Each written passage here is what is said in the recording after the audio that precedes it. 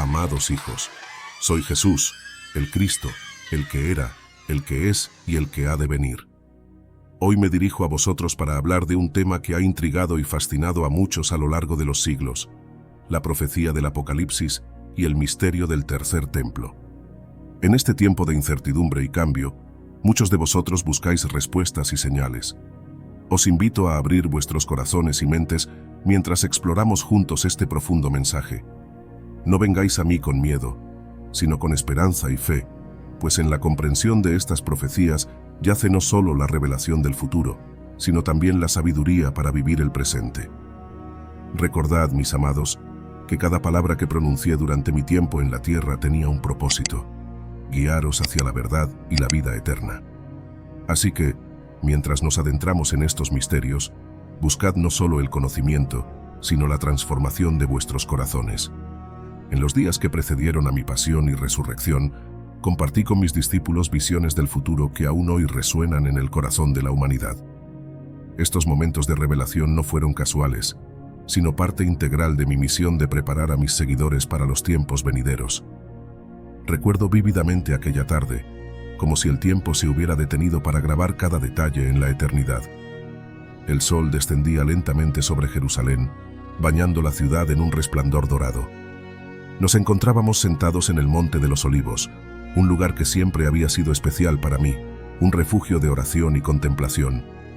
Frente a nosotros se alzaba el magnífico templo de Jerusalén, su piedra blanca brillando con los últimos rayos del día, sus puertas de oro reflejando la luz como un faro de esperanza y fe para el pueblo. El templo, símbolo del pacto entre Dios y su pueblo, se erguía majestuoso, aparentemente indestructible, un testamento de la devoción y la historia de Israel. El aire estaba cargado de expectación.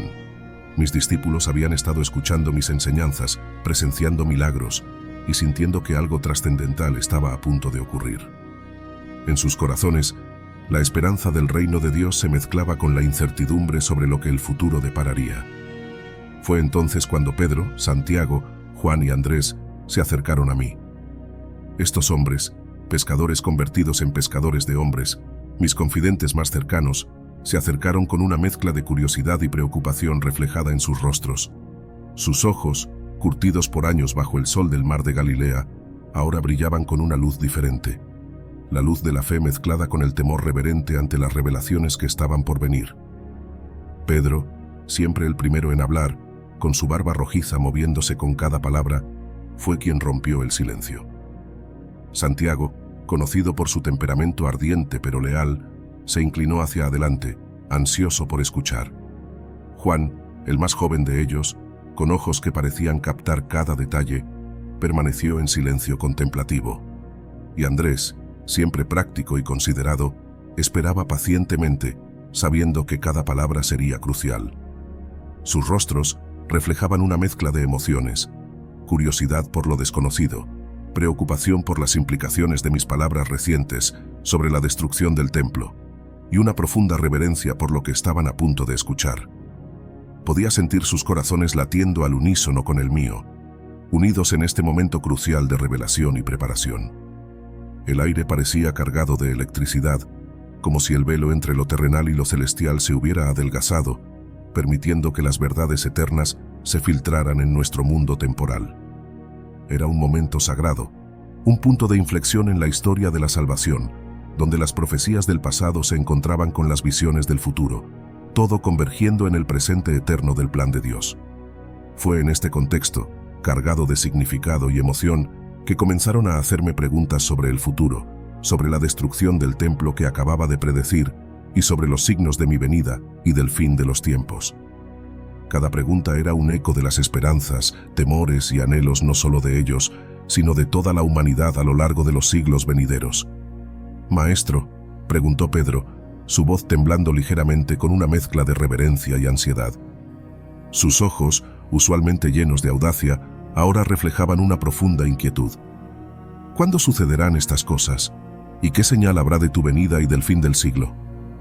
Sus palabras estaban cargadas de expectación, como si cada sílaba llevara el peso de siglos de esperanza mesiánica. El aire a nuestro alrededor pareció volverse más denso, cargado con la gravedad de la pregunta y la inminencia de la respuesta.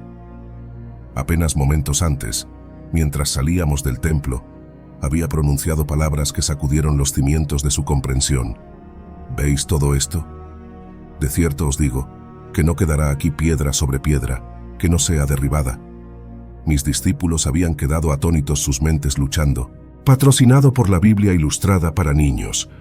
Si quieres enseñar a tus hijos sobre la Biblia de una manera divertida y educativa, nuestra Biblia de dibujos es perfecta para ti. Esta Biblia ilustrada con coloridos dibujos cautivará a tus pequeños mientras aprenden sobre las enseñanzas y las historias de la fe cristiana. Por solo $3 puedes adquirirla de forma segura en la plataforma Hotmart. Encuentra el enlace de compra en la descripción de este video y adquiere tu copia de la Biblia Ilustrada para Niños hoy mismo.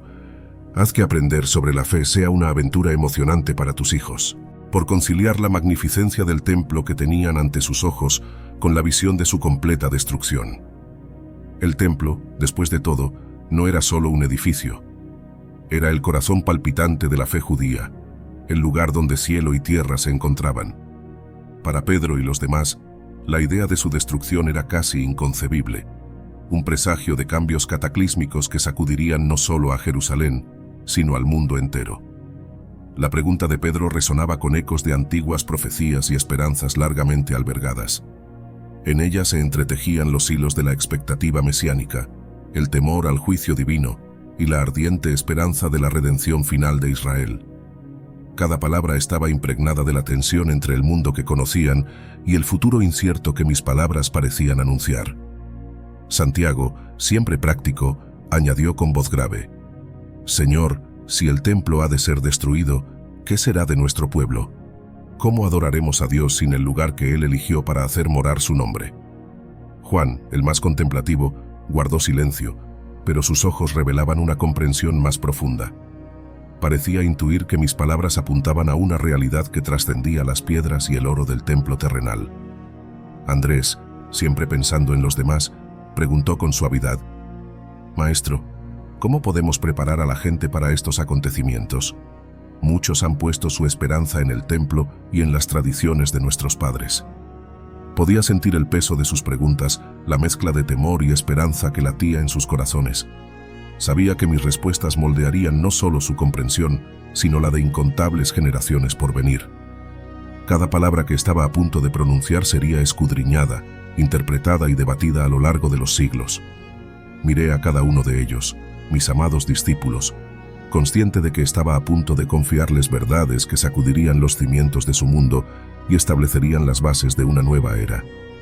Con amor y compasión, comencé a revelarles los misterios del futuro, sabiendo que estas palabras resonarían a través del tiempo, ofreciendo esperanza y guía a todos los que buscaran la verdad en los tiempos venideros. Miré a mis discípulos con amor y compasión, sabiendo que las palabras que estaba a punto de compartir resonarían a través de los siglos, siendo objeto de estudio, debate y a veces malinterpretación. Les hablé entonces de los tiempos que vendrían. Oiréis de guerras y rumores de guerras. Mirad que no os turbéis, porque es necesario que todo esto acontezca, pero aún no es el fin. Les advertí sobre falsos profetas, sobre el aumento de la maldad y el enfriamiento del amor de muchos, pero también les di esperanza diciéndoles: el que persevere hasta el fin, éste será salvo. Les describí señales en el cielo y en la tierra. El sol se oscurecería, la luna no daría su resplandor, las estrellas caerían del cielo. Hablé de la venida del Hijo del Hombre con poder y gran gloria, y de cómo enviaría a sus ángeles para reunir a sus escogidos. Pero, amados míos, es crucial entender que estas palabras no fueron dadas para generar miedo o para que os obsesionéis con el futuro. Fueron dadas para prepararos, para que viváis cada día en la luz de la eternidad, con los ojos puestos en el reino de Dios. Mis palabras resonaron de manera única en cada uno de mis discípulos. Pedro, siempre impetuoso y directo, quería saber exactamente cuándo sucederían estas cosas. «Señor», exclamó, «¿es en este tiempo cuando restaurarás el reino a Israel?» Su corazón ardía con el deseo de ver la gloria de Dios manifestada de inmediato. Juan, el discípulo amado, guardaba silencio, sus ojos reflejando una profunda contemplación. Él entendió que mis palabras iban más allá de los eventos terrenales, vislumbrando el significado espiritual detrás de cada profecía. Años más tarde, estas visiones se expandirían en el libro del Apocalipsis que él escribiría. Santiago, conocido entre nosotros por su inquebrantable devoción y su profundo sentido de la justicia, escuchaba mis palabras con una intensidad palpable. Su rostro, curtido por el sol y marcado por años de oración fervorosa, reflejaba una mezcla de asombro y preocupación. Como hijo del trueno, apodo que le había dado junto a su hermano Juan, Santiago siempre había sido rápido en responder, pero esta vez sus palabras surgieron lentamente, cargadas de reflexión. Se preocupaba profundamente por cómo estas profecías afectarían a nuestra comunidad de creyentes. Para él, la fe no era un concepto abstracto, sino una realidad viviente que debía manifestarse en cada aspecto de la vida diaria. Veía en nuestro pequeño grupo el germen de algo mucho más grande, una comunidad que se expandiría más allá de las fronteras de Judea, llevando el mensaje del reino a los confines de la tierra.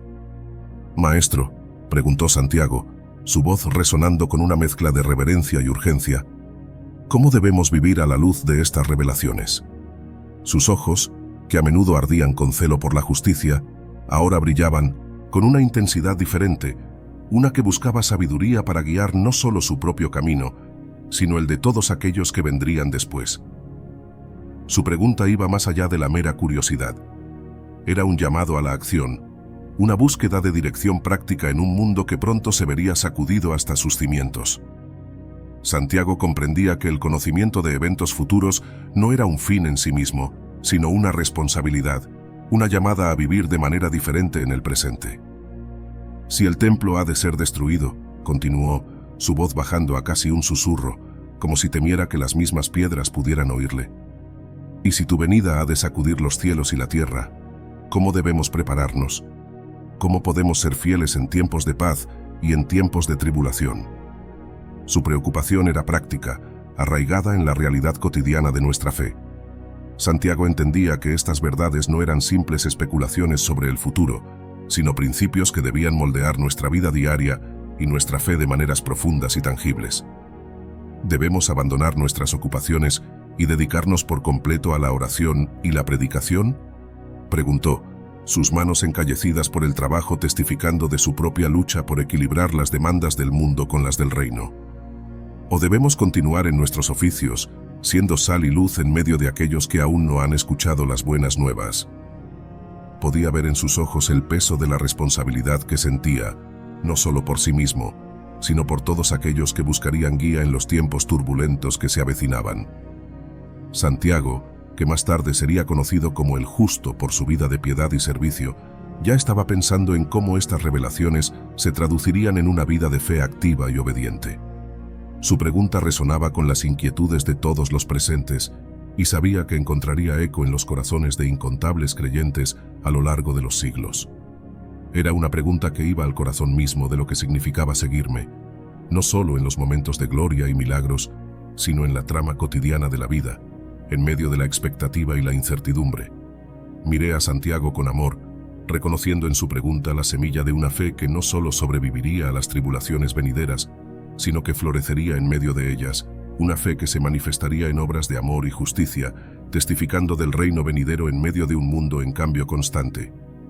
Andrés, siempre pensando en los demás, preguntó, «Señor, ¿cómo podemos preparar a las personas para estos tiempos?» Su corazón estaba puesto en la misión, en cómo llevar este mensaje de esperanza y advertencia a un mundo necesitado. Recuerdo cómo sus rostros reflejaban una mezcla de asombro, temor y esperanza. En sus ojos vi el reflejo de millones que, a lo largo de los siglos, buscarían entender estas profecías. Sabía que estas revelaciones cambiarían sus vidas para siempre y que serían la base de la fe de muchos en los tiempos venideros. Les dije entonces, «No os toca a vosotros saber los tiempos o las sazones que el Padre puso en su sola potestad, pero recibiréis poder cuando haya venido sobre vosotros el Espíritu Santo, y me seréis testigos en Jerusalén, en toda Judea, en Samaria y hasta lo último de la tierra». A lo largo de los siglos, muchos han intentado interpretar estas profecías, buscando en ellas señales de los tiempos y claves para entender el futuro. Es importante, amados míos, abordar estas interpretaciones con humildad y discernimiento. Algunos han visto estas profecías como advertencias literales de eventos futuros, estudiando cada palabra en busca de correspondencias con acontecimientos históricos o contemporáneos. Otros las han entendido como metáforas espirituales, representaciones simbólicas de la lucha constante entre el bien y el mal, entre la luz y la oscuridad en el corazón humano. La idea del tercer templo ha sido particularmente intrigante y ha generado mucha especulación.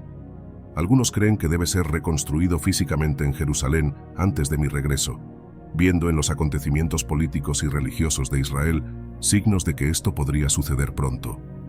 Otros, sin embargo, interpretan el tercer templo de manera espiritual. ¿Recuerdan mis palabras cuando dije, destruid este templo, y en 3 días lo levantaré, refiriéndome al templo de mi cuerpo? Estos ven el verdadero tercer templo como el cuerpo de creyentes, la iglesia viva, donde el Espíritu de Dios habita. Es crucial entender que estas profecías no fueron dadas para generar miedo, división o especulación ociosa. Su propósito es preparar los corazones de las personas para los tiempos de prueba y mantener viva la esperanza en la promesa de la redención final. Cuando hablé del Apocalipsis y del templo, mi intención era revelar verdades eternas, la certeza del triunfo final de Dios sobre el mal, la importancia de la fidelidad en tiempos de prueba y la realidad de que el verdadero templo de Dios no está hecho de piedras, sino de corazones rendidos a su voluntad. Recordad mis palabras. Velad, pues, porque no sabéis el día ni la hora en que el Hijo del Hombre ha de venir. Esta advertencia no es para que viváis en constante ansiedad, sino para que cada día sea vivido con propósito, amor y expectativa del reino de Dios.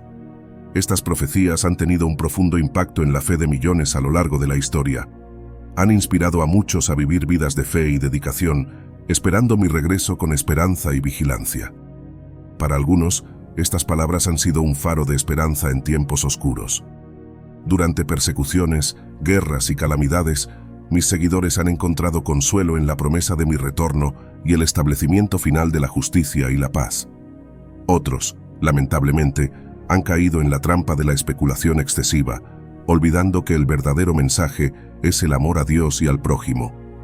Han pasado incontables horas tratando de descifrar fechas y señales, perdiendo de vista el llamado a vivir en amor y servicio aquí y ahora.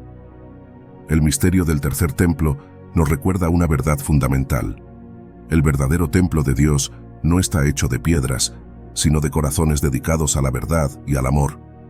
Como dije a la mujer samaritana, créeme que la hora viene cuando ni en este monte ni en Jerusalén adoraréis al Padre. Los verdaderos adoradores adorarán al Padre en espíritu y en verdad. Cada uno de vosotros es llamado a ser ese templo vivo, donde el Espíritu de Dios habita. Vuestra vida, vuestras acciones, vuestro amor los unos por los otros, eso es lo que construye el verdadero templo que perdurará por la eternidad. El impacto de estas profecías debe verse no en el miedo o la ansiedad por el futuro, sino en vidas transformadas por el amor, en comunidades que reflejan la luz del reino de Dios en medio de la oscuridad del mundo. Amados, las profecías sobre el Apocalipsis y el tercer templo no son simples predicciones del futuro, sino invitaciones a vivir en constante preparación espiritual. Son un llamado a la vigilancia, no del cielo esperando señales, sino de vuestros propios corazones, asegurándoos de que estáis caminando en amor y verdad. El verdadero templo que debemos construir es el de nuestros corazones, unidos en amor y servicio. Cada acto de bondad, cada palabra de verdad, cada gesto de amor es una piedra en la construcción de este templo espiritual que trasciende el tiempo y el espacio. Recordad que el reino de Dios está entre vosotros. No es algo distante en el futuro, sino una realidad que podéis vivir y manifestar hoy, aquí y ahora, a través de vuestras vidas. Os pregunto, amados míos, ¿cómo estáis construyendo el templo de vuestras vidas? ¿Estáis edificando sobre el fundamento del amor y la compasión, o sobre el miedo y la división? ¿Vuestras acciones diarias reflejan la expectativa de mi retorno? Reflexionad sobre esto. Si yo regresara hoy, ¿me encontraría sirviendo a los necesitados, amando a los marginados, perdonando a los que os han ofendido? ¿O me encontraría obsesionados con teorías y especulaciones, olvidando el mandamiento principal de amar a Dios y al prójimo? Os invito, hijos míos, a compartir este mensaje de esperanza con otros, no con miedo o alarma, sino con la alegría y la paz que sobrepasa todo entendimiento. Suscribíos a este canal para seguir explorando los misterios de la fe, pero más importante aún, Suscribíos a una vida de amor y servicio. Vivid cada día como si fuera el día de mi regreso, no en ansiedad, sino en gozosa expectativa. Que vuestras vidas sean un testimonio vivo del reino de Dios, un templo de amor donde todos puedan encontrar refugio y esperanza. Amad a Dios con todo vuestro corazón, alma, mente y fuerzas. Y amad a vuestro prójimo como a vosotros mismos. En esto se resume toda la ley y los profetas, y en esto encontraréis la verdadera preparación para los tiempos venideros. Gracias, amados, por acompañarme en esta reflexión sobre el Apocalipsis y el tercer templo. Que estas palabras no queden solo en vuestros oídos, sino que penetren en vuestros corazones y se manifiesten en vuestras vidas. Recordad siempre, yo soy el Alfa y la Omega, el principio y el fin. No temáis, porque yo he vencido al mundo. La oscuridad puede parecer profunda, pero la luz siempre prevalecerá. Que la paz que sobrepasa todo entendimiento guarde vuestros corazones y vuestras mentes. Que el amor sea vuestra guía, la fe vuestra fuerza y la esperanza vuestra ancla en tiempos de tormenta. Y nunca olvidéis, yo estoy con vosotros todos los días, hasta el fin del mundo. En los momentos de duda, buscadme. En los tiempos de alegría, alabadme. En las horas de oscuridad, confiad en mí. Id ahora y sed luz en este mundo. Construid el templo de vuestras vidas con actos de amor y compasión, y esperad con gozosa esperanza el día de mi retorno. La gracia de nuestro Señor Jesucristo sea con todos vosotros. Amén.